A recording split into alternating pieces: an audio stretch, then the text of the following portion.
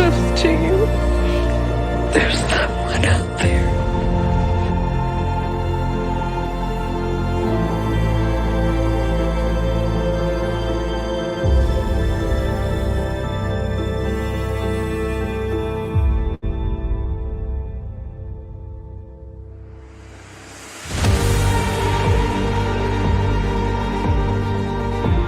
What's up, Mob Crew? I'm Chris, and today's missing person case is Don. Also, today's person of interest is Olivia. Today's missing person case is Currie.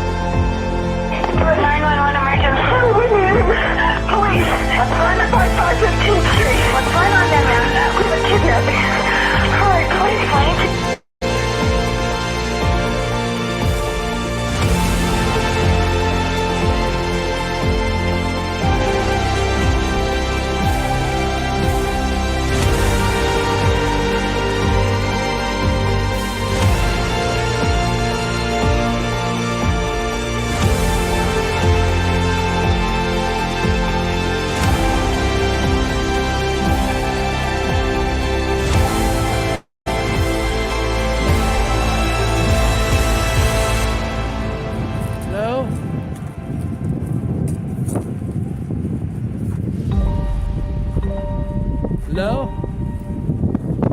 Oh, nothing more creepier than a freaking shaft. Hello?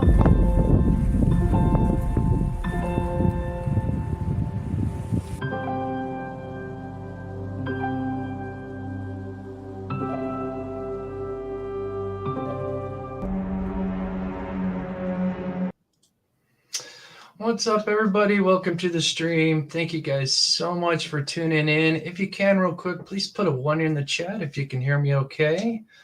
Today, we're going to be covering the Dylan Rounds case. There's been tons of new info that's just been released by Candace Cooley. There's been multiple interviews. We're going to watch the one with East Idaho News here in a minute. Thank you guys so much for putting a 1. Of course, we have a special guest today, and that is Steve from True Crime Web. So I'm going to introduce him in just a second, but before we get started, we always like to feature the missing. So let me quickly show them real quick. So, of course, whenever I talk about Dylan Rounds, I always want to include Aiden Clune. He went missing on April 27th, just a month prior to Dylan Rounds. They do not feel like it's connected. He was seen in Wells, Nevada, 50 miles south of that in Currie, Nevada. He had pulled over to the side of the road, got out of his truck, was tracked for about 10 miles, and then they lost his tracks, and they have not seen him since. So there is a reward. If you have any tips, I will put because I forget, this one doesn't have any phone numbers, but I will put what to call in the description after the show. So, and then we've got one more. This is a recent one. This is Kobin Domnine. She is 16 years old with brown hair, blue eyes. She was last seen driving her 99 maroon Jeep Cherokee with Idaho license plate 8BS434U. If you have any tips, please call 208-529-1200. There is a little update on this. So this was released. So she went missing on Friday, the October the 7th. It looks like they have recovered the red Jeep Cherokee that she was last seen driving in Chasewood Drive. She is believed she was with it. So they believe she was with that vehicle until about 6 p.m. Friday night. They believe she is a runaway. She was last sighted in Ammon. So if you have any tips, please call the 208-529-1200. That is in Idaho. So thank you so much, guys. And now we will introduce our special guest for today. Hey, Steve, how you doing, buddy? Doing fine, sir. And you? Doing good, buddy. As always, it's an honor to have you on here. It's been a while. Do you want to give just a slight your background just a little bit for those that may be new to, who you are? Sure. I'm Steve. I'm a retired law enforcement, had 20 years of service.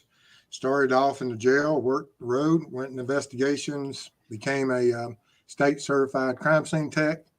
I had training, everything from SWAT to all the stuff that's associated with investigations, and handled all different types of cases from thefts, burglaries, up to homicides. Wow. And now you're on YouTube, and then you're going to be doing you're going to be working some cold cases possibly soon, right?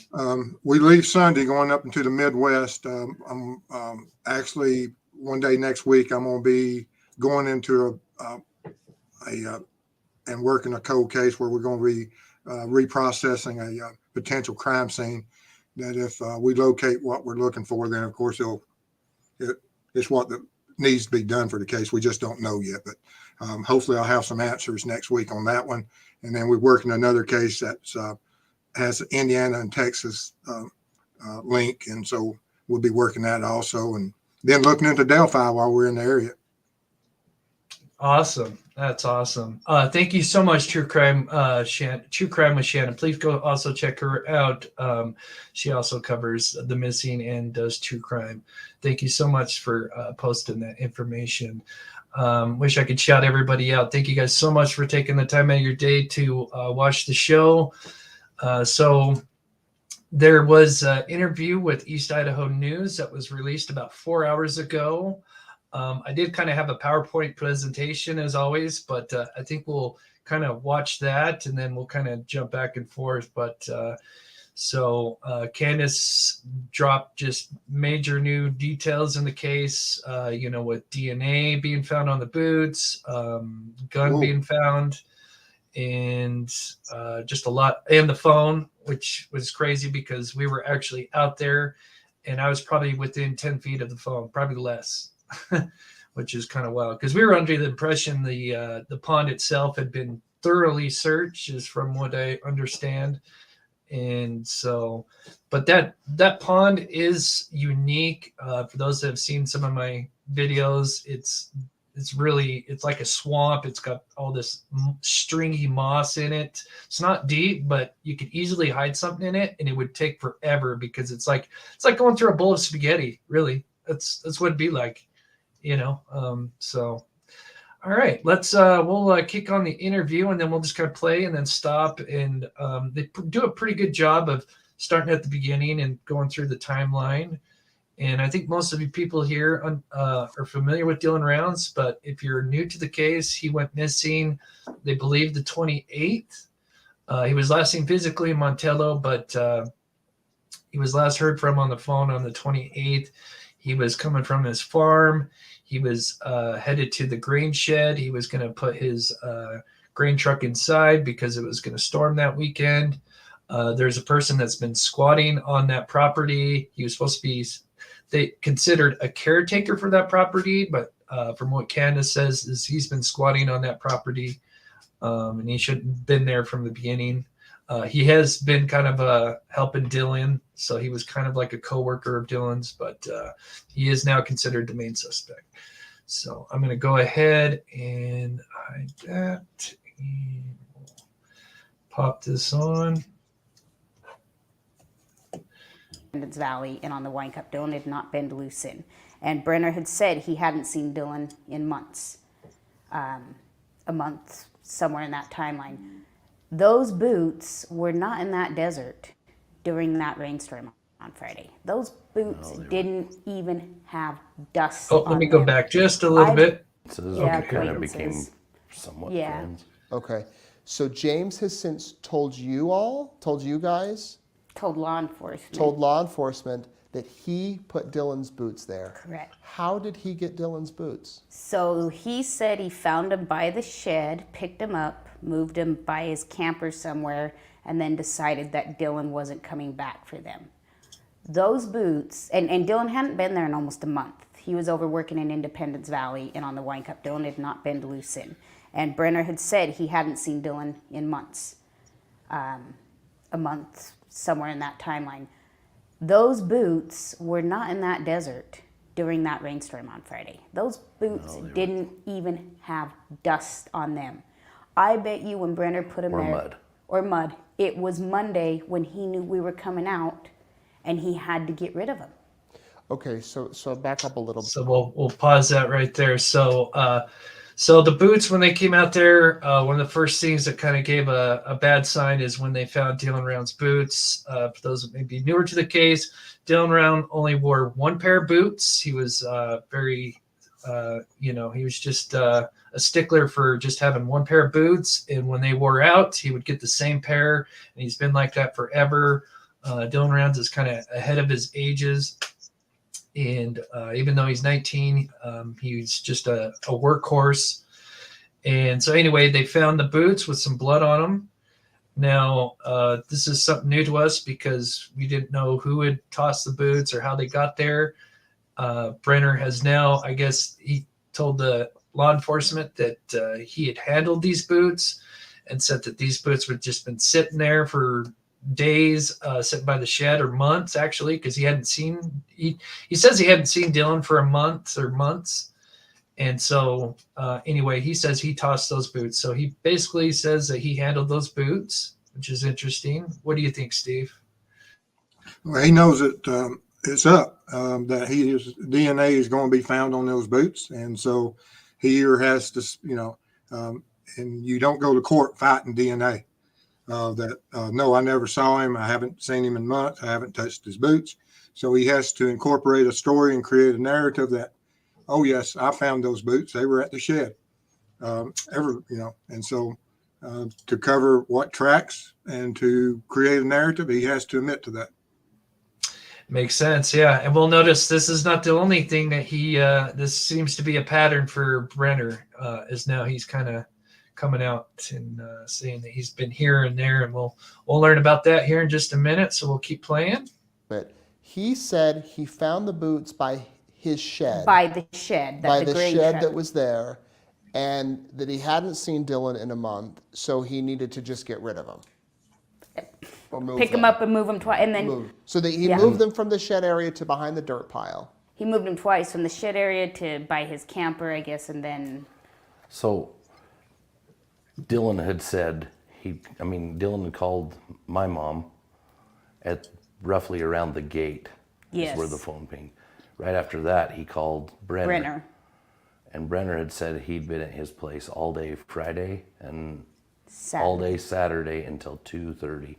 Okay, so this is important. This is big new details. Are basically going to talk about that Saturday and where his phone was pinging and all the different locations it was. They saw him pinging. So this is really important because this kind of builds the timeline of where Dylan and most likely Brenner had been. And so so right now they're talking about that phone call that he called to his grandmother. We now know that was as he was arriving at the gate to the grain shed location. And of course, we'll look at some PowerPoints at the end of the interview, just in case you guys are unfamiliar with the layout. But very interesting. So we'll go ahead and play this. This is where the timeline of the pings come in. And keep in mind, it may get a little confusing, but it's all the same day. And he went to a barbecue. And never seen Dylan. And never saw anyone. And Dylan's phone was shown pinging at the grain shed, and then went back to Dylan's on Saturday. Camper. And then came back to Jim's, and then left and went all the way to the Lucin pond, and that's where we found Dylan's phone. Was in Lucin pond. Okay, so that's big news to us. We hadn't heard about the phone. As far as we knew, the phone hadn't been retrieved. So here's the timeline of this, and I'll go through this, and then I'll let you talk, Steve, and let me. Oops, I'm looking at the wrong screen. So here's the timeline of what they were just talking about. So that Saturday, he calls his grandmother just before 7 a.m. He's at the gate apparently, and then he calls Brenner, but I guess Brenner doesn't answer. Then they say his phone does ping at the grain shed for a while. then this is where I think, obviously, most likely something went down here, obviously at the grain shed location. Then they say that the phone ends up tracing back to his property. This is all the same day. Then traces back to his farm. Then a little bit later, it gets tracked back to Brenner's location, which is the grain shed. And then all in that same day, later on, it's tracked to the Lucin pond. And that's around like 2 p.m. or so. And then Brenner's alibi is that he hadn't seen Dylan all that. He didn't see Dylan all that Saturday. And then at around 2 p.m., he goes to this pond. And then he goes to a barbecue, which is up north to Don's place. So what do you think, Steve? All right. Good track of the pings. It establishes a timeline of where the phones are at, what the general times that they were in a certain location. They left the area and came back. And so we have extended phone pings in a centralized area at the grain shed over an extended period of time while both Dylan and Brenner's on the property. So either the phone pings are lying or Brenner's lying that he didn't see Dylan. There's no ifs, ands, or buts about it, because if he's saying, nope, I picked up, I had his boots, and he's created that narrative, and now he's trying to create a narrative that we have extensive data that the phone pinged there multiple times over an extended period of time while both would be there on the properties. And so once again, he's just trying to drive a narrative, and that's not going to work for him. Yeah, and one of the things that they said, why he was the main suspect is not only did they have extensive physical evidence, but they had forensic data, and forensic data is considered phone pings. So most likely his phone and Dylan's phone were pinging together during this time, and that's why they're like, okay, this, the last person to be with Dylan was Brenner, but Brenner says he never saw Dylan that day. So big, you could say, okay, well, if the phones were only crossed maybe for 2 or 3 minutes during the morning hours, yeah, he might have not had contact with him.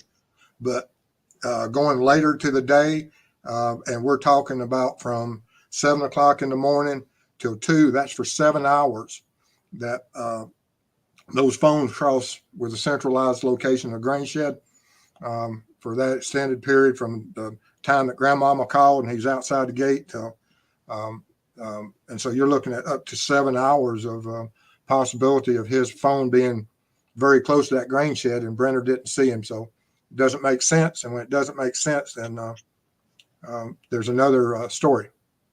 Right. Yeah. So the phone would end up being found on June 18th, and they'll talk about that here in just a minute. It's crazy because we went out there on week 2 and week 3. As a matter of fact, like I said, I was under the impression that pond had been searched. Actually, I know it was. They said it was thoroughly searched, but I guess like I said, that pond is unique, and we'll even take a look at it because, like I said, I have footage of when I was there, and that phone was obviously still in there because obviously we didn't know that. And I'm glad we didn't find it because, we most likely would have just called law enforcement. I know we would have, but I wouldn't want to be handling it. Of course, we wouldn't have picked it out, but even just looking for it, I wouldn't want to be the person to mishandle it in any way. So I'm kind of glad that it was law enforcement that did find it, just so, it wasn't mishandled. So, okay, we will keep going here. Let's see. Let's move that. So the first kind of big development that you're sharing is that the boots, Brenner has told law enforcement that he put the boots out by the boot pile. Yeah. The second thing that you just said, Justin, is that Dylan's phone was found in the pond. Yes. Lucin pond. And it was pinging in Dylan's area, like Justin just explained, all day. That phone never left that area. Right after the phone call to my mother, he called Jim Brenner, probably I would assume, to open the gate. And then he went up to Jim Brenner's, the phone did, and around there for a while and then went back to Dylan's place and then back to Jim Brenner's and stayed there the rest of the day on Saturday until around 2:30 or so. Which is when Brenner said he stopped at the pond before he went to Don's for lunch. So he placed himself at the pond when Dylan's phone was thrown in the pond. And Brenner. So I just got to pause it just so we can talk over it, so we're not taking. So yeah, basically just what we just kind of discussed, that Brenner's trying to establish kind of a, where an excuse, I guess, as to why he's matching up with these pings and what's going on. But yeah, this is sounds like Brenner is just trying to cover his butt here. Brenner told this to law enforcement again. So Brenner said the day Dylan disappeared, which happened to be the same time that Dylan's phone is pinging by the pond, Brenner From the backside of the property back Yeah. to the pond. Brenner said he stopped by the pond on his way to Dawn, who also lives out there, for lunch. But going the back way, so if you pull up that picture of that first time Diesel Brothers was out there, you'd see, you got the pond over here, you got Brenner's, and you got Dylan's. So Dylan's phone made it to the pond the back way. The only person who takes that back way is Brenner. Okay, so this is interesting. Let me They pause that real retrieved the quick. phone. Yes. Okay, so because I kind of assumed that, so that back way is right up here. So obviously there's two entrances. You've got the south here, which is the main entrance where the gate is, and then you have a little road that goes back here, which I didn't, because I don't know the exact route, but it's something like this red line here that Brenner was obviously traced going to, but this is where he went. But it pretty much follows the wash. You could probably even walk into the wash and walk right up to the Lucin pond, or south of it or north of it. Either one will take you pretty much right there. So yeah, it's pretty wild.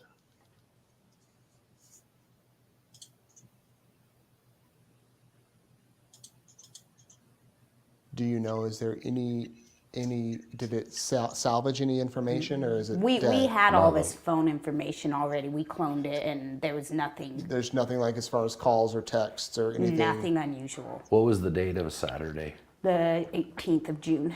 The 18th of June is when they found it. I Yeah. was there. Yeah, he was there. And just to search and rescue, they'd been going across the pond all the way. Just as they were about to get to the very end, that's when they found it. And you're So this is what's wild is so that pond, like I said, we've been there multiple times. We were searching the cellar, but here's the footage of the pond, and this is the area right here that we're looking at. This is the end that they're talking about. Would be the east, kind of east, which would be at the end where they're talking about where the phone would have been. So like I said, I was standing less than 10 feet probably from that phone and had no idea, but it's it's covered in this stuff that comes from the trees, and then inside the pond is this stringy algae stuff that's it's beautiful, but you could easily hide something. It's not deep, but like I said, it'd be going through a bowl of green spaghetti.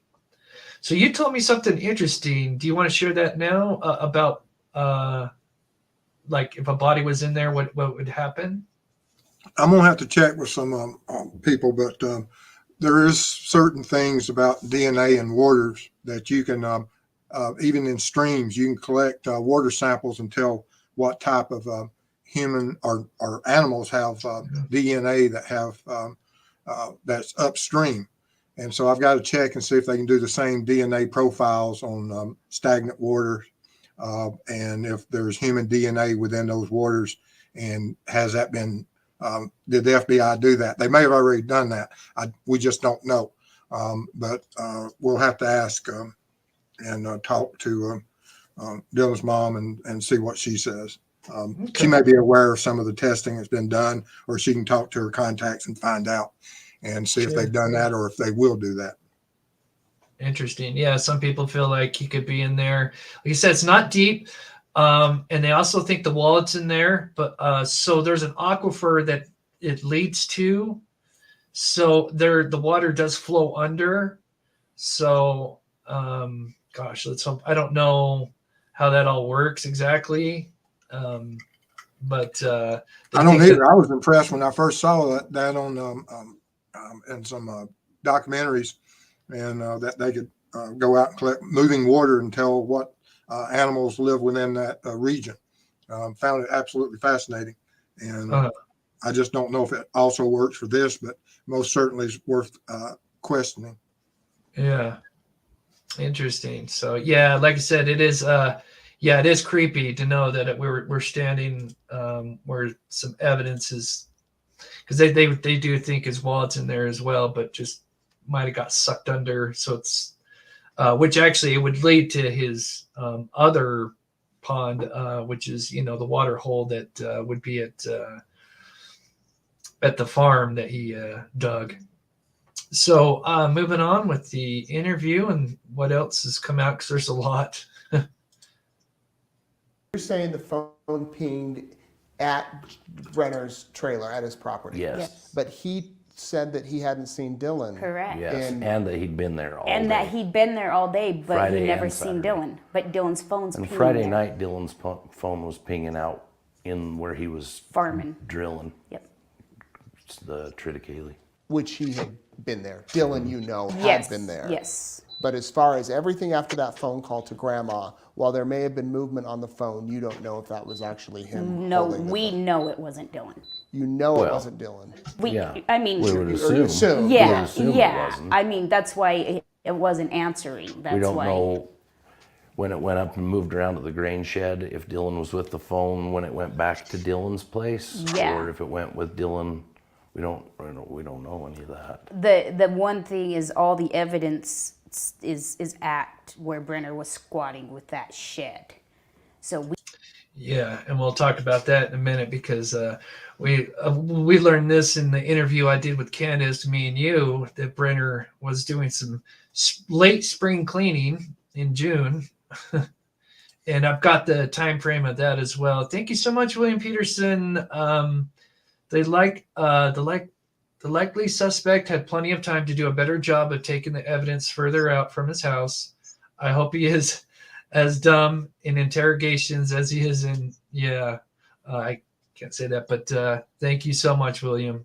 Yeah, I know he actually talked to Justin, the father, a little bit. He was reaching out to the family in the beginning. And they do talk about this, but I think he was just trying to cover his butt. So, yeah, thank you so much for the $10 and for the support, because, yeah, we do want to get back out there and at least take one or two more whacks at this before the end of the year. we don't feel it was Dylan going back to I mean, I think Dylan's phone, but I don't think it was Dylan.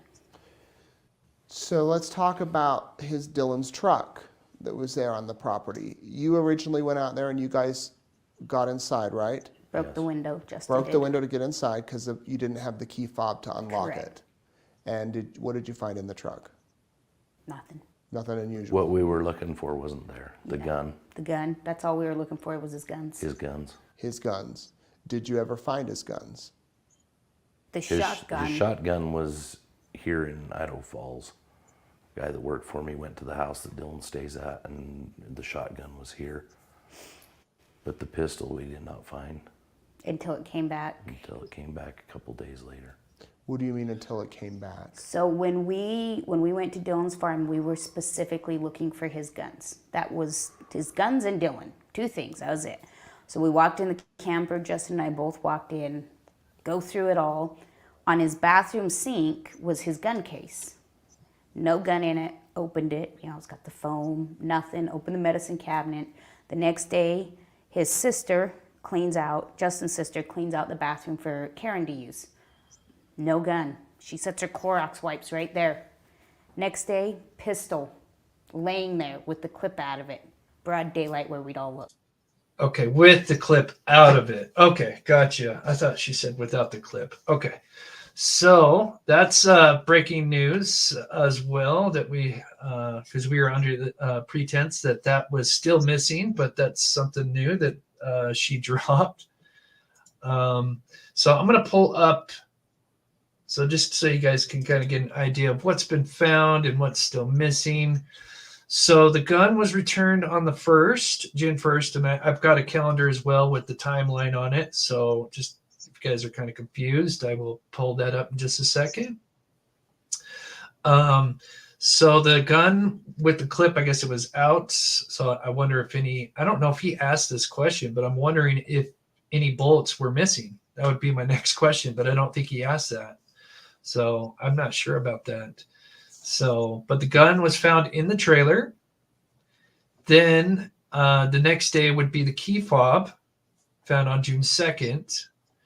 And so it seems like when everybody's not looking, somebody goes and puts, now first, obviously, I'm sure everything happened on the 28th. And then now Brenner has all this stuff in his trailer.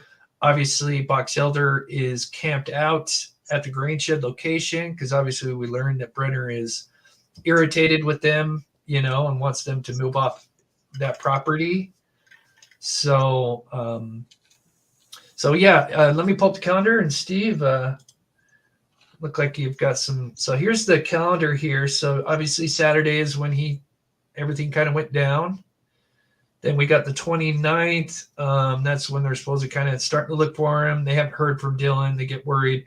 Parents come out on the Monday. That's when the boots are found. So that's the big first thing, is that Monday, the 30th. And I think Tuesday is when the whole Kurt thing happened with him being held hostage on Montello. Then the next day is when the gun is returned to Dylan's trailer. And then the next day, the key fob. So what do you think, Steve? Well, the magazine clip, but with the magazine out of the gun, as far as the profiling part of it, is indicative of someone that handled the gun, that has knowledge of how to handle a gun, and doesn't want to transport a firearm, and doesn't want to leave a gun that has potential for accidentally hurting someone in addition. Is this someone else that is cooperating with Brenner? Because there's certain things that if you look at Brenner and you think he's disorganized, that's making a gun safe and leaving it in a condition that wouldn't harm someone else is more of a organized type of thinking and process. So is there another individual that might be a part of this? Because that is a very strange, you can have organized, disorganized, and sometimes it points to more than one person, but just that's an oddity, that if it was just a disorganized person returning the firearm, and why return the firearm? I mean, what is the purpose of that? That is something that needs to be looked at greatly, and I'm sure law enforcement has, because bringing the key fobs back and bringing the gun back is high risk stuff, but leaving it in a safe condition, that is conflicting. That I'm gonna have to study on that for a while. Yeah. Okay. 2 questions. So I'll answer this one. Then there's one for Steve. Did they dig in the pond? I don't know, Crazy Brats. I know I've heard, this is just what I've heard, and I've heard it so many times, and this is why we never even looked. I mean, like I said, I'm kind of glad, because I wouldn't want to contaminate, because, I've never searched a pond, so I wouldn't know, the best way to do it without contaminating the scene. So I'm kind of glad we didn't really attempt. I mean, we were just looking for Dylan, I mean, we really didn't know what was actually missing at that point. All this information is, wasn't out. So, but so I'm not sure, Crazy Brat. That's a good question. All I know is it's just been thoroughly searched multiple times, and even when we went out there, we were under the impression, even the locals said that they were out there. They'd seen like even FBI agents when they were out there the third week checking it out. So, but they obviously would find something. Mike Talk Show, Steve, why would law enforcement not put Dylan DNA on Namus? I don't know. Law enforcement may have all different types of strategies, and what is their strategy? And I think one of those programs they use, that they accidentally released some information and it caused great confusion. And so, did they also leave off certain information? But I have no idea. Okay.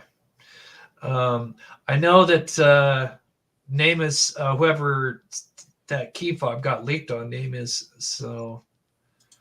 That's what I'm saying. They release some information on it, and then they hold other. Yeah. So Someone, yeah, it's weird. So, yeah, everybody's saying, yeah, check that pawn. I know. Like I said, I've heard it's been checked multiple times, and I remember the locals saying that they've seen people there. So, but like I said, that pawn is interesting. Like I said, it's like a bowl of green spaghetti. It's so weird. Never seen anything like it in my life. It's like a beautiful swamp that's not deep, but then it feeds down under into an aquifer. So it's kind of unique. All right, let's go back to this. I'm going to fix my lighting because I look super red. I apologize. Let's see. Oh, is it playing? So sometime overnight, you're saying someone entered and put the gun there. Next day, okay, so at this point, box elder is there. They're taking pictures. Next day, the key fob comes back, same exact location. Somebody was putting his stuff back. And at this point, box elder is still not saying this is a crime scene. Something's going on out here. Nothing. People are everywhere. They do nothing about it. So did you all find the gun and the key fob? It was my son and Dylan's friend. Yeah. That walked in the trailer and said, "Oh, it's here." Yeah. I don't even think that they knew it was missing. No, they didn't even know we were looking for it. Because they weren't there when we broke the window and were looking. But you're sure it wasn't there the first time you Oh, looked? absolutely not. From what I heard, the law enforcement had taken pictures. Yeah. And it wasn't in the pictures. Yeah, it absolutely was not there. Neither one of them. And so when Dylan's grandparents brought the extra key fob, I set it in the exact same location. Walked to his pickup, hit the button, and it would unlock. It was close enough, it would still unlock it. That key fob and that gun were not there. They came back, and there was really only 2 people out there with access to put those back underneath our noses, and that was Brenner and then Don. So why? This is actually a good question. His grandmother says he has to get. Oh gosh, did I just reset that? I meant to pause it. I'll go back. This is actually a good question. If someone in police, Brenner, or family involved, just wiping off something will not remove all DNA. What do you think, Steve, on that? Sure. I mean, this is a gun that's been owned and possessed by an individual for years. So you would think there would be some type of DNA. And also, even on the, they say the magazine's out, but they don't say if there's bullets in the magazine. Yeah. And so when we process firearms, you move every bullet. You can process each bullet because those magazines, they're in the loading procedures. As you push something down on that bullet, you can leave extremely distinctive fingerprints on them. And so that's one way you can process it. Plus, you have your skin cells, DNA. I mean, there's just so much potential there. And so we don't know what the status of that is. But it does bring up the point that that those guns and key fob were returned. And is it a possibility that some local that was there prior to the family that was looking for them just found the guns like in the first day or two and just decided to take them, that they just, it was not an innocent, but that they took while they were looking for Dylan or something, that they stole the guns. And then when it became a hot issue, that they never realized that everybody would be looking at that. Did a local just return them? Had nothing to do with Dylan's death, but that's something that law enforcement will have to consider and we'll look at. Sure.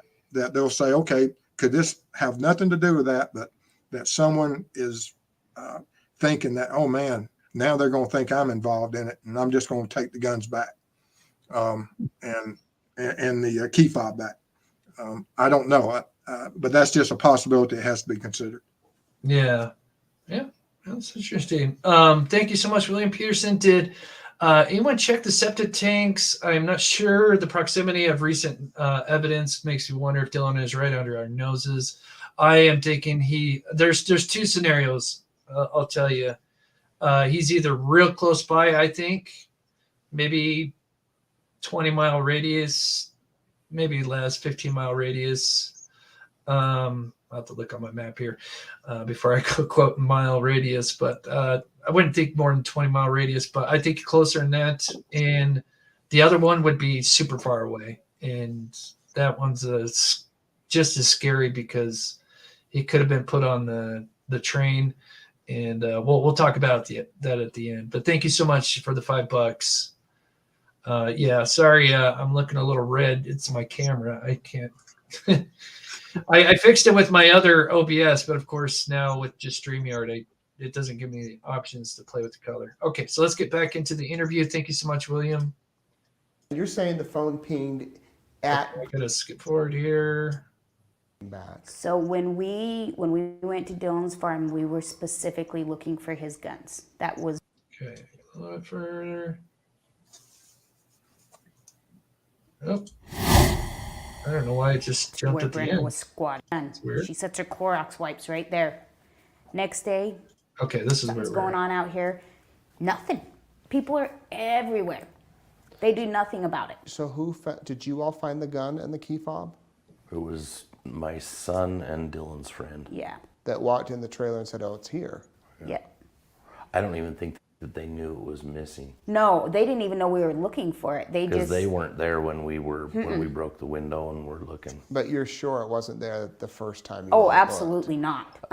From what I heard, the law enforcement had taken pictures. Yeah. And it wasn't in the pictures. Yeah, it absolutely was not there. Neither one of them. And so when Dylan's grandparents brought the extra key fob, I set it in the exact same location. Walked to his pickup, hit the button, and it would unlock. It was close enough it would still unlock it.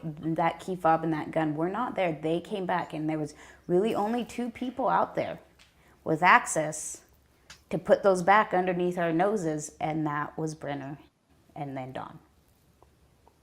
So why do you So Don doesn't have much of a record. I don't think he has any record. I had to double check. I think I found his record, but I don't think he has a record. But obviously, he's a close associate with James Brenner.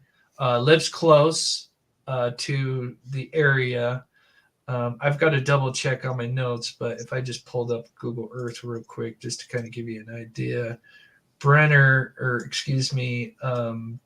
I think he's up in this location. I'm not 100%. I think, or actually somewhere in this location right here. So he's just a little bit north.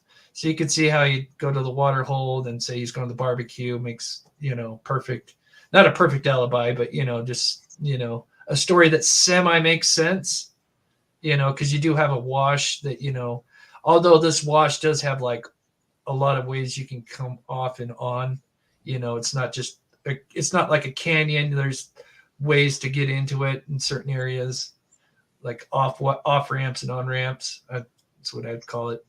But still, he could still make that excuse. Yeah, I just followed the tracks, went to the water hole, then went to Don's place. But Don, as far as I know, they haven't. He did have his guns being at Don's place, which he wasn't supposed to have those guns.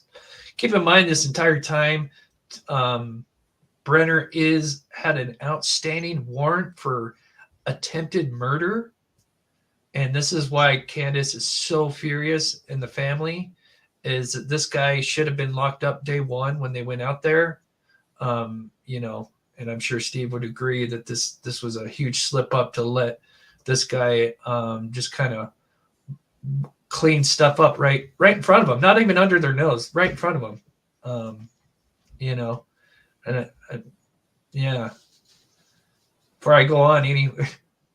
Oh yeah, I'm stunned by that. That they, like I said, we're talking about. You know, it's one thing that you might be looking at someone that is a runaway, but this isn't the case. You're talking about a businessman that the family is sitting there, and we have all this information. Now, when did they have all this information as far as the phone pings? We don't know exactly when that became available, do we? Oh, what? I'm sorry, I was reading something. What was that? When the phone pings, when was law enforcement getting all the data about when these phone pings were happening? Do we know when they first knew of that information? No, but I'll phone data. If I talk to Candace, I'll, I don't know if she shared that info or not, but Okay. that might be a good question. Yeah, that give us a timeline of when law enforcement really, you would think that they'd take it serious from day one. You've got a guy that we have family that says, hey, he was here. And then, and we know he was here and there's something wrong. And then once they know he's missing for several weeks, there's no question that you should secure the area of his last known location. So yeah, it's just a total mess. Yeah. Thank you so much, Sandra, for the $13.99 super sticker. You're so awesome. Thank you so much for supporting this channel. Most of the money, I put it right back into this channel, getting equipment. And of course, we're going to try to go back out there real soon, possibly sooner than I'm anticipating, but it's worth it. We'll go out there as much as I can make it, So, all right, let's go back. If you're just tuning in, we're listening to the new interview that was released today with Candace. They're going over all the new details. There's a lot of new details. Pretty much explains, in my opinion, and I think especially the families, I think they're pretty much convinced. They think there might possibly be a second person, but they're pretty darn sure that Brenner's the main suspect. He may have had help, but whoever had those items brought them back. Because I truly believe that they thought we were going to come out and look for Dylan for a day or two and go home and say he'll show up. I don't think they thought, Brenner especially, that it was going to go to the extent and we were not going to leave that desert. And so I think he didn't want to be caught with it. So what better thing to do than put it back? And they're wiped down. I mean, they're smart enough to wipe them down. They didn't get anything off of them. Let's talk about this shed that you mentioned earlier, with where Brenner said the shoes were. Yes. What is this shed, and what was kept in there? Was this a shed that Dylan would use to store equipment and stuff, or? No, he just put his truck in it to protect the seed. It was just a steel framed shed. Yeah, it's just a little shed. 30 by 40 or something like that, just big Okay. enough to back a truck into, and it was there. I don't know that Dylan had ever used it before. I don't think so. Not really. Has it been searched by law enforcement? Yes. Yeah.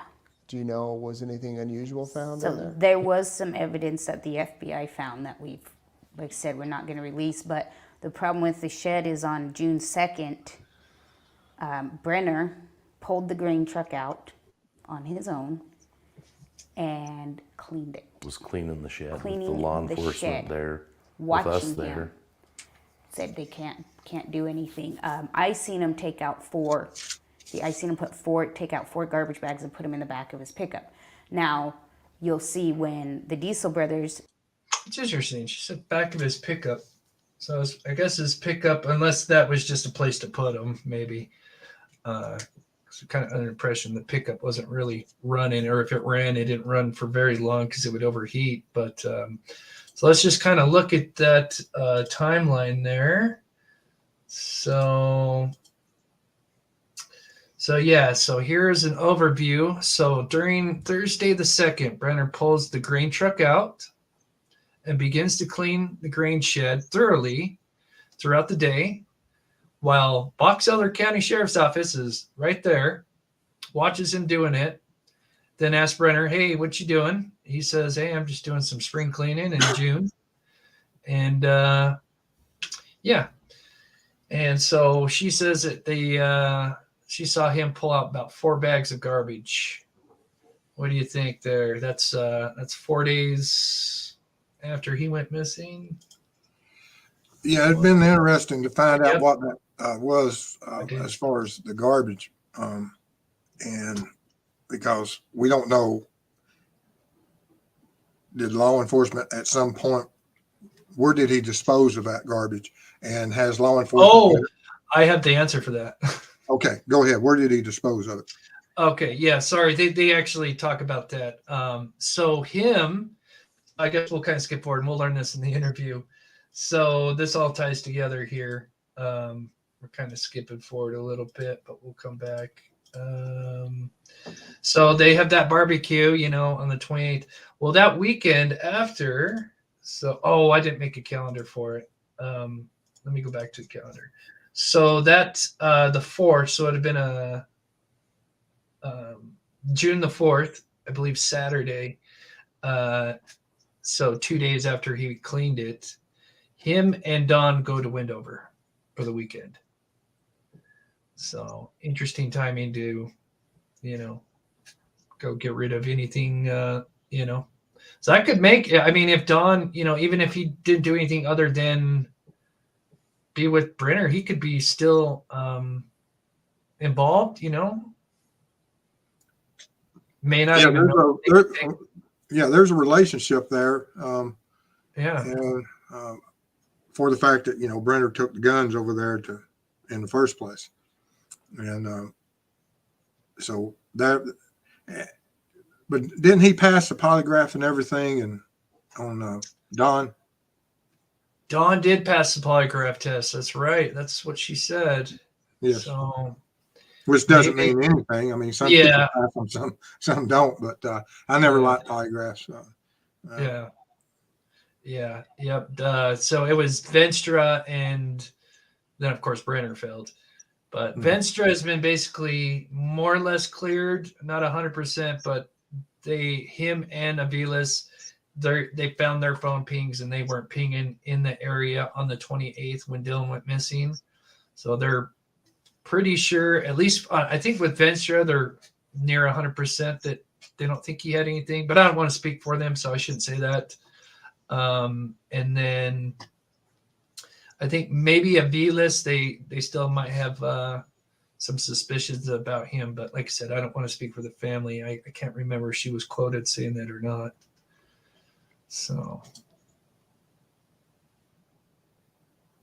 interviews released. We did the interview from inside the shed.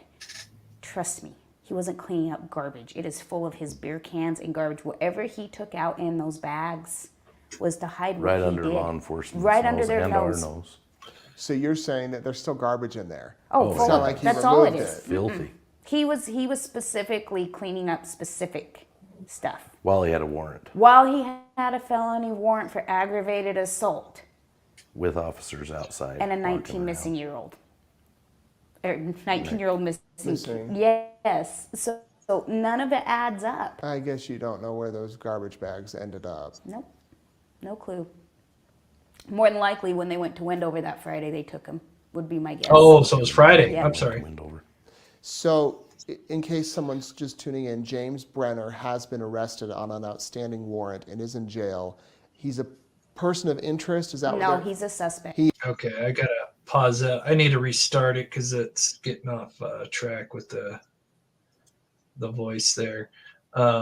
Police watching spring cleaning while they were within their rights to arrest the suspect for attempted murder warrant that he had an outstanding warrant right then and there is mind-boggling. Are we missing something? Yeah, that is why Candace is absolutely pulling her hair out and been so frustrated, is because, and that's why she wants Boxelder off the case. She knows FBI can't take lead on the case because it's not federal.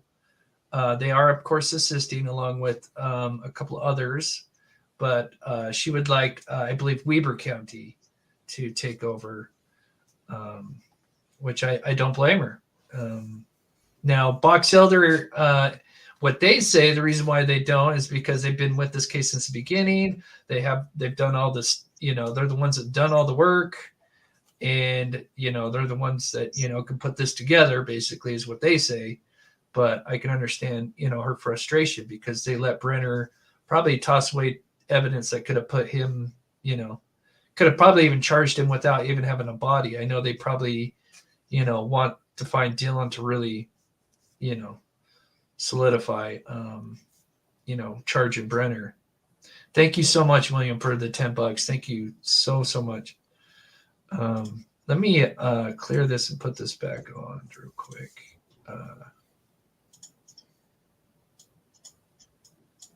Okay. Person/criminal.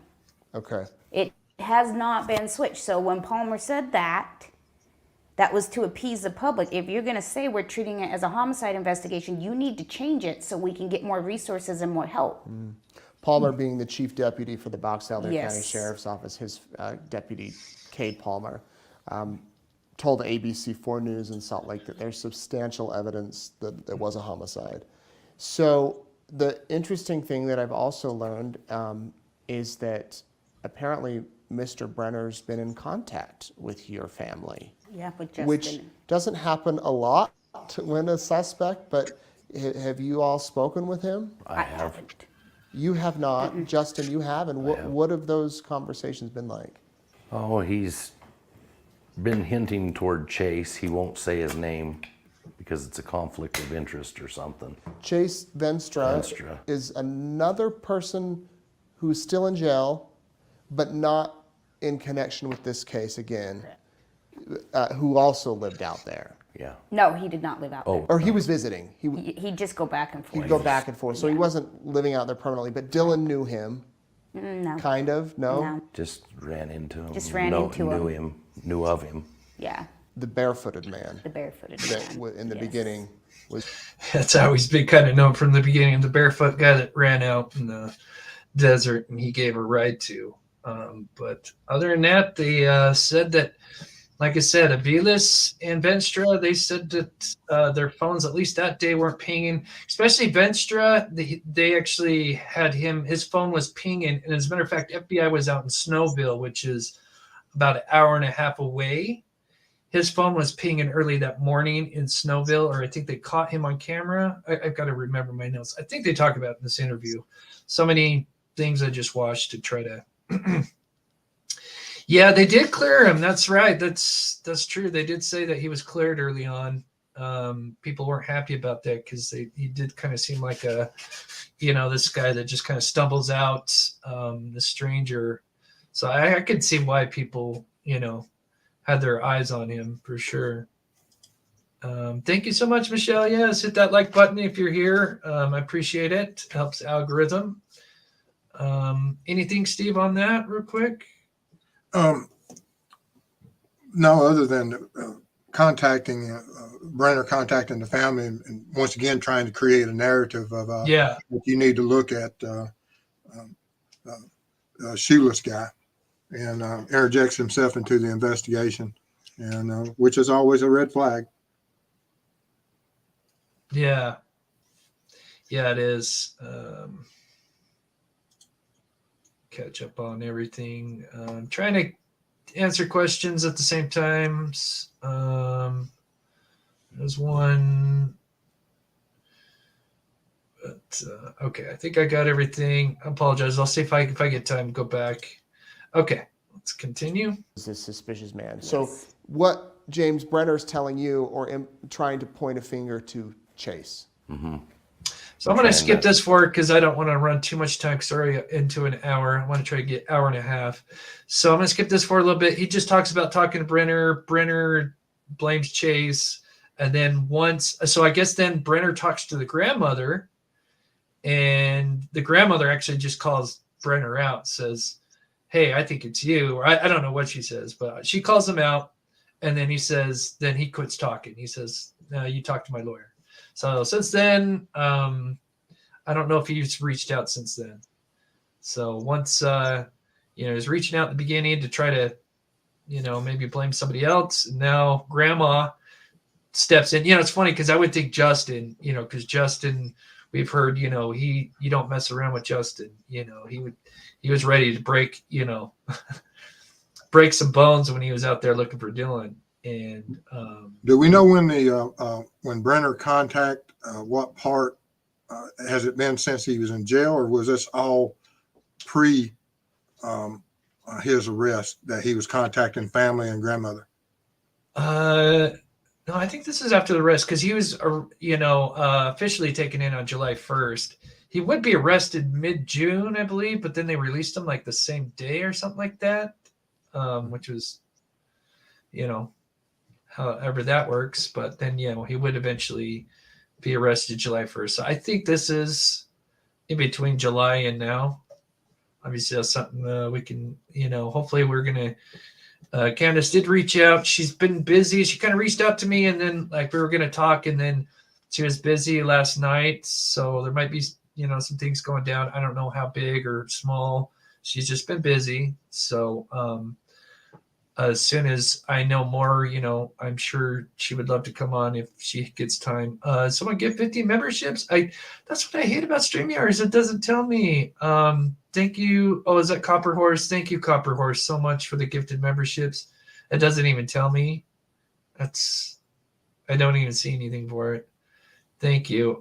Thank you so much, Copper Horse. That's so sweet. I can't even see it. That's so.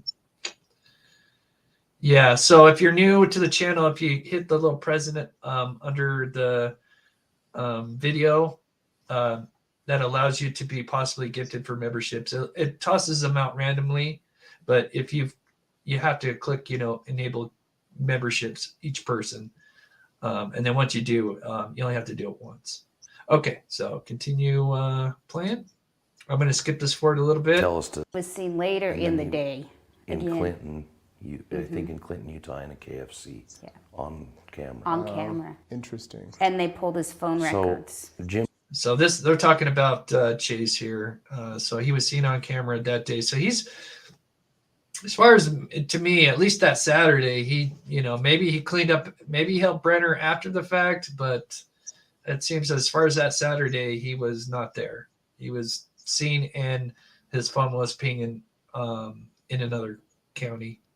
Was just leaning me towards him. He wanted to talk to me and Dawn and talk about a place that Dylan had hid some stuff on Dylan's property, which I have no idea where that would be. It's a flat piece of ground. Yeah. I couldn't imagine where. And when we were out there with Diesel Brothers, I drove all around again. Yeah. Because we second guess ourselves. I did Yeah, all we the both, time. yeah, constantly going through the same things. We checked the grain truck. I don't know how many times at the very beginning. I still wondered if I checked it enough. But so he was leaning towards Chase, and I wasn't sure whether what I was supposed to tell him, or if I should try to act like I was on his side, or if I was supposed to call him out. Well, he kept calling, and he talked to my mom, and my mom called him out on some of those things, and Brenner called Brenner out on. Oh, true crime, Gloria. If you don't see it, then you might have already enabled it. You only have to enable it once, and then you're good, I think. I believe. God, they never explained this to us. I'm going to skip this forward a little bit. Yeah, that's the thing. YouTube, they come out with like newsletters almost daily, telling you updates, but like the big ones that like would help us explain to the viewer and people that are in chat, they don't. Like this gifted membership has been the biggest headache. Thank you so much, Sandra. Oh my gosh, Sandra, you're so sweet. Thank you so much for the $69.99. That's Canadian dollars. Thank you so much. I believe Canadian, right? CA. Thank you so much. That's so sweet. All right. On some of the things that I just said, and he said, "Well, I can't talk to you anymore. You're gonna have to talk." Contrary to what people have said, he has had no outgoing communication. This is Justin and Larry and Karen are the first. So he has had no clue what's been developing. So he's been in there stewing, trying to figure out why he's the suspect. I mean, he does know that. He's got an attorney. But, as far as watching the news and knowing everything that we're pushing for, he's not had a clue. And so I think when Karen finally called him out, like, it was a slap. Like, no, we We know, we got the evidence. We know you did something to Dylan. Larry Just and Karen are your parents? Yes. Okay. So that's interesting. Do you hope to talk to him again? Yeah, I don't want to talk to him. I don't like talking to him even one bit. But yeah, I would like to talk to him and Skip see it forward what he just has a to little say bit. a little more. In hopes of getting Hopes some of information. something comes out. Yeah. So you've told us about the boots, which were moved, that he Okay, we're good. admitted to moving. The phone that was found in Yeah, it looks like a little green bubble. After they're handed out, then I think it disappears. You would think it would just be up for anybody that hasn't clicked on it. But yeah, it looked like a little green bubble. It's actually, I think, a present. So okay. Keep going. pond, the gun and the key fob that were found inside of his trailer. As you're learning all this, I'm sure you're saying the evidence is mounting and pointing to this person. Yes. And is that just Yes. becoming frustrated because we still don't know where Dylan It is? is overwhelming for us to have to, and like Jess said, we will have the same conversation 15 times and still not remember what each other said and have to have it again. Because it is so overwhelming that, they shut us out. They had all of this evidence besides the disregard for their own authority. I mean, they wouldn't even arrest the man that they had a warrant. Okay, keep going. Chief Deputy Palmer responded to that. The governor's office said is that at the request of the Box Elder County Sheriff, our State Bureau of Investigations was assigned our most senior homicide investigator to conduct an independent review of this case separate from the full-time agent working for the FBI task force. This independent review has established credibility in the Box Elder County Sheriff's Office investigation, even with substantial and pertinent evidence. So it sounds like they had someone investigate to make sure Box Elder was doing what they need to do. So what's your response? How do you do an investigation when it's one-sided? Why would Justin and I never contact We have about recordings of all the people them talking. lying to us? Yeah, your thoughts on this, Steve? I know you don't want to get in the politics of, or the politics of all this, but is that something that's familiar? I mean, What was the question? I was writing down my. Oh yeah, so they're talking about just kind of how they were. So they have supposedly they have their most senior detective, from Box Elder. Then they're kind of being not like an internal investigation, but they're kind of being monitored. You want me to play it back just so I don't. Yes, yeah. I'm Thank sorry. you so much, Lolly. That's so sweet of you. Sorry, buddy. Yeah, I'll play that back. So it sounds like they had someone investigate to make sure Box Elder was doing what they need to do. So what's your response? How do you do an investigation when it's one-sided? Why would Justin and I never contact We have about recordings of all the people them talking. lying to us? All kinds of stuff. How can you say that they've done their job when they didn't arrest the felon on day one? They wouldn't let us bring in bloodhounds. They didn't want the dogs out there, which they would have picked up on Dylan's scent knowing what was in the grain shed now. When the key fob was found, when the gun was found, when the boots were found, they literally laughed at us and mocked us in that desert. They were ignorant. They were arrogant. They lied, and we got proof of it. So how do you have an investigation when Box Elder says, oh, this is the evidence that we have, and this is how we found it? Because it's lies on how it was found, because it wasn't Box Elder, it was us. Oh, wow. Strong statement. Yeah. Here in Georgia, we refer that to putting the fox in charge of the hen house security, and it just never works out for the chickens. I hate to laugh because that is, it's terrible. I mean, no wonder they're pulling their hair out. He said, just going back to Brenner in his history, even if he wasn't the suspect, I mean, just the fact that he had a warrant for attempted murder, and you got a missing boy, 1 and 1 equals 2. Now, if you want a peer review, you go to another agency or a state agency away from it. But like I said, you just don't put Fox in charge of the hen house security, and it just doesn't work out. Never. Yeah. Yeah, he is. And thank you so much, Hippie. Yeah, she is a strong woman.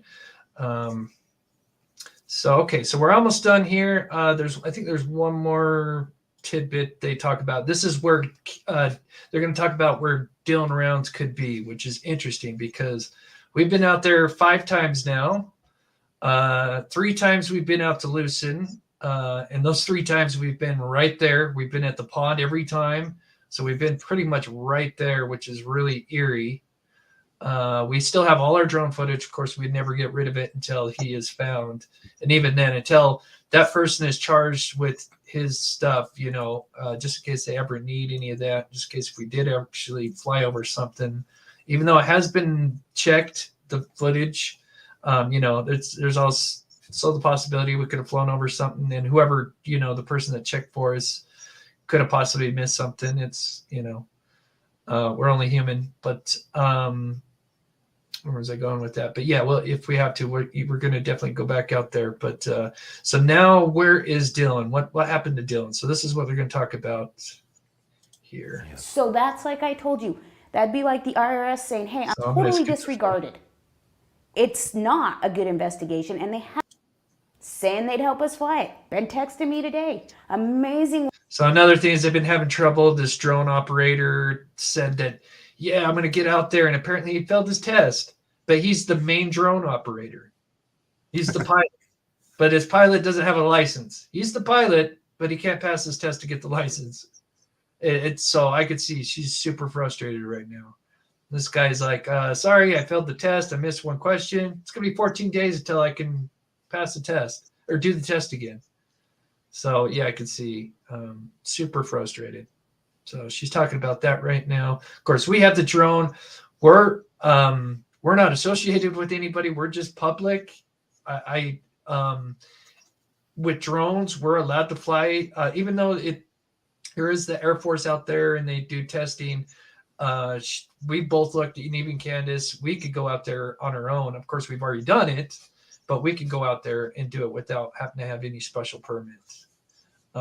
Just as long as we're in the requirements of, the flight path and everything. What happens? Dirt and walked around. Wouldn't come within 150 yards of either Justin or myself. But you are confident with the FBI? Yeah. And we need people to realize, because I keep rehearing in the interviews, people say, the family wants the FBI or the SBI to take over. The FBI cannot take over, and we've never asked for that. And Justin and I are fully aware that the FBI can't take over. Sitting on the same exact evidence and the same exact suspect, something's got to us. You do. I truly believe he will crack. But Box Elder has to make that happen. If they're going to, for whatever reason, want to hang on to this case for prosecution, whether... So what happens from here? We keep going forward. We canal. But some years back, the dam broke. Some dam Okay, up so top, this is the last part that we're going to talk about in the interview.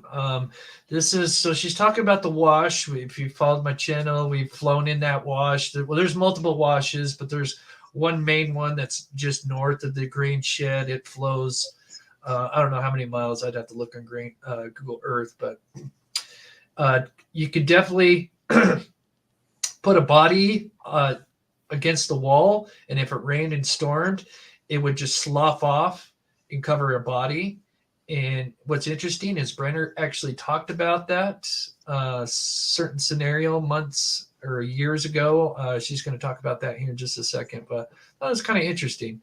But she's going to kind of talk about where she might think Dylan might be, and I'll show you guys on the map here in just a minute. It sounds like a part mental culture of apathy, being respectful, of being held accountable for the first time. Yeah. Yeah. It's, like I said, I feel so bad for her because she's just frustrated as all hell. Thank you so much, William, for the $5, buddy. Wash, the way the water came down, the wash, you can land a helicopter in it. It's huge. Wide. Huge, wide, deep. That's where we seen the pickup tracks that we've really questioned. We got a guy in Louisiana who's going to help match up Dylan's tire serial numbers to the videos and the pictures I have of the wash. And see, that's never been done either. And we've screamed and screamed and screamed about it. Like, we've got these videos, I took good pictures, and we got Dylan's tire still. Like, somebody help us. Was this his pickup? And if it was, that means that's probably what Brenner used, and that's where Dylan's at. But we haven't been able to get that done. And you were saying just a second ago, Brenner has said if you're going to get rid of a body, put him in the wash. Yep. And it's not just Oh, so he Brenner, did say multiple locals out there. I mean, that's the thing. It's just kind of known, unfortunately, Yeah. that's because it would go, you'd never find it. Well, no, because so that wash dead ends, like it comes to a wall, but so on the top of it, as the soil erodes, so if you put a body here It sloughs off. and you go to the top and you disturb it, it'll slough off 10 tons of dirt on top of that body. We have been screaming about this wash for the first week. First week we've been screaming. Because we've heard what Brenner has said. If you Yeah. want to hide a body, And we've go seen in the wash. pickup tracks, and Dylan's pickup was pressure washed, except for there was mud in the wheel well. They didn't get the wheel well. That means that pickup had to go somewhere during that rainstorm. When's the last time it rained out there? Like February, I think? March? Oh no, it has had some rain. Before. Oh, before that? Yeah. I don't know. I think it was Yeah. March or something when Dylan was out there. So where did he get the mud? He wasn't driving through his pivot. So where did that pickup get the mud? Sounds like you have a lot of help outside. Yes. So the question now is could there have been enough mud? So let me pull up the map for everybody. Could there have been enough mud now that we kind of know where Brenner's kind of, what happened on Saturday as far as where he could have most likely been? We don't know 100%, but let me pull up Google Earth here. So here's Google Earth now. So here's the grain shed where most likely, things went down. And here's the north side. Here is that wash, which leads, west and east. Gets a little bit bigger here. Now, this is just one of many, but I think this is the one she's talking about. It gets really big. We've been inside of it, me and Nick. And as you can see, it leads right past the water hole. And then it stops. Now, I'm assuming this is the one she's talking about. There's the other one as well, but this one stops here. So she could be talking about he could be maybe up here or even just along the walls, because if it rains or just, any disturbance, it just sloughs off. So, yeah, what do you think, Steve? Oh, yeah. I mean, they have a good point, and him saying that is, unbelievable. And at the end of this, when I tell you I've been making a little target system of how many people had contact and then what coincidences, because like everyone knows in homicide, coincidences are very rare. You might have one coincidence, but you don't go out and have 6, 7, 8 coincidences. And so it means something. Yeah. So here is what some of the flights we have flown. We've flown this. We flew this. We've also flown this. And this is not exact, but it's about approximate. So we've flown this much of the water, the wash, and the water hole. We also flown this way. I'd probably not say as far. I probably went a little too much on this one. So I'd say about half. So I would love to go back and this is a little too much. I think we went about probably here. I don't know. I'd have to look back. We might have went a little deeper, but I don't think we went all the way to the end. I'm not 100% sure. I'd have to go back. When you was up at the pond, did you see a lot of horse? Did you see a lot of horse tracks at the pond? No, but I wasn't really looking. We were looking for tire tracks, so I wasn't really. And I know what horse tracks look like. So now I'm kind of thinking back. Obviously, I have footage of us there. But just thinking back, no, the only tracks really were obviously what we now know as the searcher tracks, that they had that quad or that certain, forget what it's called, but that made those caterpillar tracks now, because we saw those tracks out there. And Because I'm interested in the horse, horses and animals or creatures of habits. They have, of course, they have to eat and they have to water, and they will water at a certain watering hole, and they'll water at a certain whatever a set access point, and that's what I was getting at. That when you was there, was there a noticeable location where animals would water?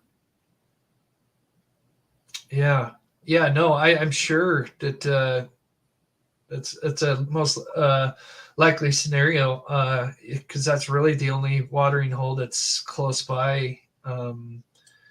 Would it help if they got bulldozers and backhoes now for the searchers, or for maybe now for Brenner? They obviously kind of had access to some of that kind of stuff. I don't know if he had exactly what access he had, but we always kind of thought there could have been a possibility could have took something out there, because there was some suspicious tracks, but now I think those have been cleared up by Candace. But so anyway, let me I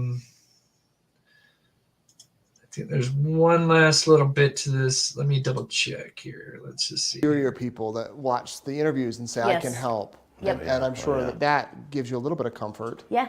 That's what's kept it going. That is what's kept us out there and getting. Okay, so I think that's it. So if you have any questions, we could go for another 10 minutes, see if we can answer a few.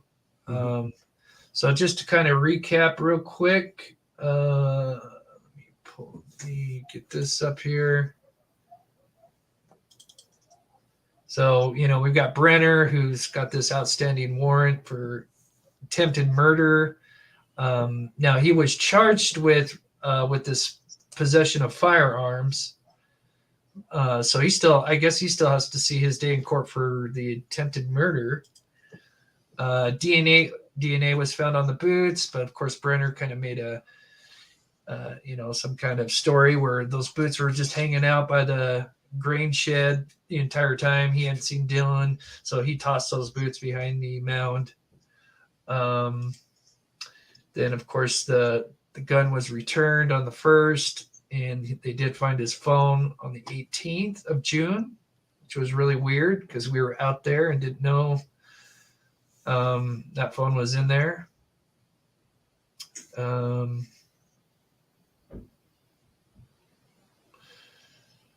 see if there's any questions. Anything you want to add, Steve?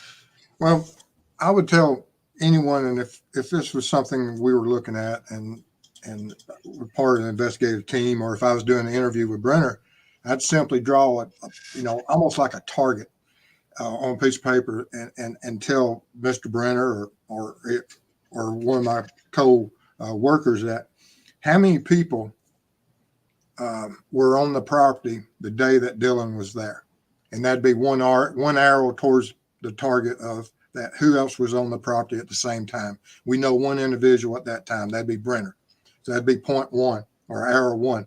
How many people handled the boots of Dylan? And that'd be another, on target. Then how many people didn't report that we have a missing individual and I tossed his boots over behind a mound several hundred feet away? And then out of nowhere, how many people on the same day he went missing visited a pond out of nowhere on the same day that the last ping, and where the phone is recovered? And, and now the horse, the tracks and walking to the pond and the horse being there, it could be a watering hole. So that could be a coincidence of those two things. But then contacted the family. How many people out there were contacted by anybody, and who were those people? And I think she said that Shoeless Man called her, and then also Brenner's has called. So you have 2 on those. And but when grandmama confronts him, he says, "You're gonna have to talk to my attorney." That's not a natural, either you say, no, I had nothing to do with it, but you don't say, well, you're going, he's never denied it. The one person in the family that accused him of it, he didn't say, no, I wasn't involved. He says, you're going to have to talk to my attorney. That's two different. Oh, I like that. Yeah. Yeah. Interesting. And yep. That's a different statement than I'm not involved. Yeah, because if you're innocent, you're going to be like, what the hell what the Yeah. heck are you talking about? You're crazy, Yeah. Yeah. But no, he did. The one opportunity that he could have told the family, I'm not involved, he says, you're going to have to talk to my attorney. And so, yeah, he would have a hard day. Yeah. Jamie Hoffa, how is he not in jail now? For Brenner is in jail. He was arrested on July 1st. But yeah, why wasn't he arrested? Should have been arrested day one that they were out there. They should have done a background check on him and said, oh my gosh, there is a outstanding warrant for attempted murder, a felony warrant. Yeah, absolutely crazy. And how many people's ever talked about that? If I killed someone or I dispose of them in a wash, I mean, that's not a normal conversation for anyone, Yeah. That's beyond me. Not on my list. Yeah. No, I mean, why would you even go along those routes of thinking? That's not a normal thought process of that. If I ever do kill someone, I'm going to dispose of them over there. Yeah. Karen Lee says, do we know how the phone was found in the pond? They say they just found it on the 18th. That's a good question. Well, she kind of describes it. They came out there. I mean, from what I was under the impression, they had searched it multiple times. And I wouldn't be surprised if and I mean, I'm sure that's true because it is, like I said, just think of searching a bowl of green spaghetti with sauce. I mean, it's the weirdest pond. It's got this stringy stuff all throughout it. So I'm sure they had a tough time searching it, but I'm sure that, they knew the phone, obviously, from not day one, but probably the third or fourth week when we learned, I kind of figured out what she was talking about because she talked about it in the first Diesel Brothers video where she says, oh yeah, the phone was pinging somewhere right here. And I'd always had that location, which I thought was kind of interesting that it was right by that pond. I always thought that was, because we knew that it may not be exact, but it was kind of an approximate location. So looks like that whole time that phone was kind of sitting there. So,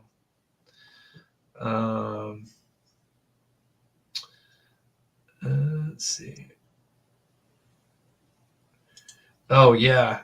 Yeah, and it was right at the edge too, which that edge would end up. So it's, let's say if this was the pond here, it was found right, here at the edge, which would have fed into his, into an aquifer that would end up leading to, which Dylan would have dug his own water source, for his farm. So they think the wallet might have traveled and could be underground right now, that's tough. So yeah, final thoughts before we go here, Steve. Well, Brenner's he's been the main focus of me for a long time, and he still is. And just for the mere fact that law enforcement says that he's a suspect, carries a lot of weight. And then when we look at all the on target of how many people in that county, in that area, was within feet of Dylan on the day that he was last known to make contact with family. And also another one is how many phone calls did Dylan make that day that he came up missing, and who were they to? Mm-hmm. And one of them says I hadn't seen him in months yet. Some of the last phone calls Dylan's ever made was to a person he hadn't seen in months. Doesn't make sense. Yeah, interesting. Yeah. You know, Yeah, I just don't ride around calling up people I hadn't seen in months. that's why I bring you on. Yeah. You always got such unique perspective. So yeah, I appreciate everybody tuning in. We just hit the 1 hour 30 mark. Try to keep it not too long so people can come back and rewatch it.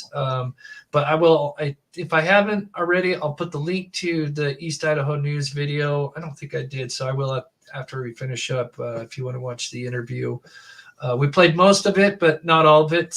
But we played most of the new stuff. Like I said, a lot of new details. And then, like I said, I was talking to Candace. It sounds like she's kind of busy today. Hopefully, I'll get a hold of her soon and can kind of talk to her, because I would really love to talk to her before we go out there, just so we can get an idea. Oh, one more thing I did want to mention.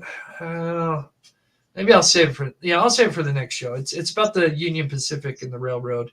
Maybe better talk with Candace before I talk about that. But I do have a neighbor that is kind of high up in the Union Pacific and told me some interesting stories, not good stories, unfortunately, about people that end up on these carts that the railroad Union Pacific have. Not all of them are sealed. I thought they were, a lot of them are sealed and they're pretty, you can't really get into them that easily. But he told me you can actually get into them there's a lot of them that just have little plastic tags on them that you just seals, I guess. You break those and you can easily get into the trailer.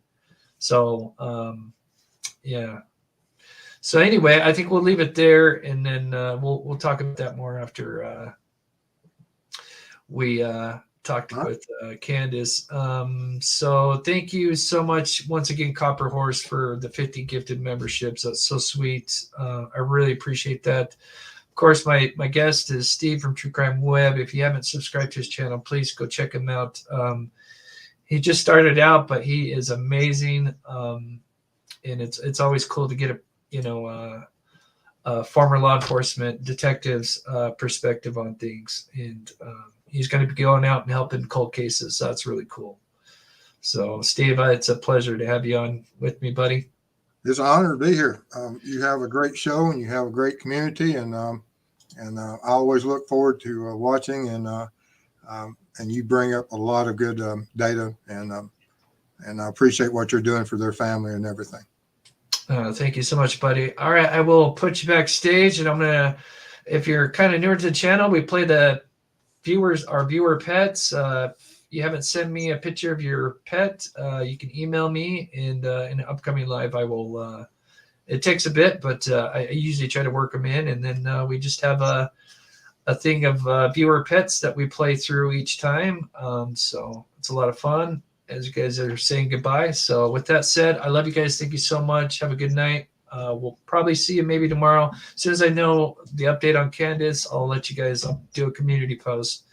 And yep. So I'll get that there. And so, all right. Good night, guys. Love you.